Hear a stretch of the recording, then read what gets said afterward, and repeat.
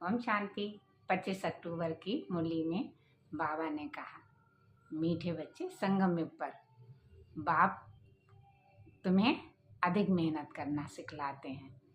ये मेहनत ना तो तुम्हें कलयुग में करनी होगी और ना ही सतयुग में, क्योंकि इस समय हम भविष्य के लिए पुरुषार्थ कर प्रारब्ध पा।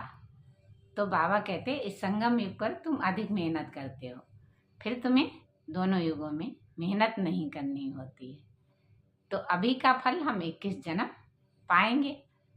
तो 21 जन्म के लिए बाबा इस समय जो राजधानी सूर्यवंशी राजधानी स्थापन करते हैं, उसके लिए बच्चों से कहते हैं कि आज बाबा ने यह राज भी खोला कि श्री कृष्ण का जन्म उनके माँ बाप से भी ज़्यादा होता है। जैसे लौकिक में चाय वाले का बच्चा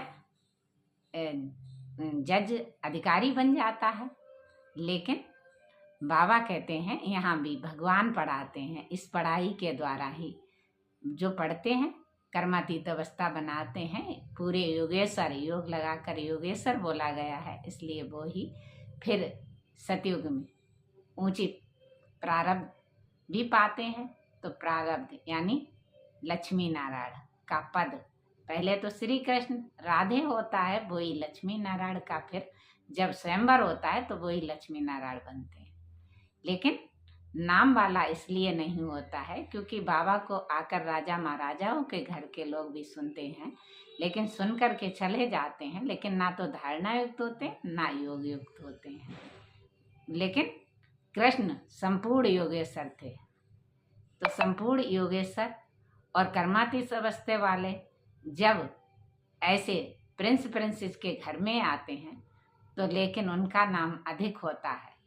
तो फिर इसीलिए दिखाया गया है कि फिर सूर्यवंशी घर की स्थापना होती है जब इस कलयुगी दुनिया का अंत हो जाता है। और कुछ आत्माएं संगम युग पर कुछ आत्माएं रहती भी हैं जो सूर्यवंशी घराने की होती हैं, उनके द्वारा ही सूर्यवंशी घराना स्थापन किया जाता है।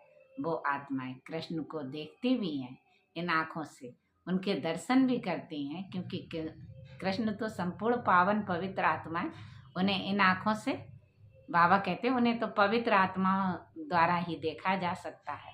वो अपवित्र धरती पर पैर नहीं रखते। देवताएं डबल हिंसक होते हैं, ना तो वो हिंसा आदि करते हैं ना काम कटारी चलाते हैं। इसलिए जब संपूर्ण धरती पावन हो जाती है तब देवताओं का आना होता है। फिर जो आत्माएं कर्मातीत अवस्था को पाती हैं वो ही देख सकती हैं। यानी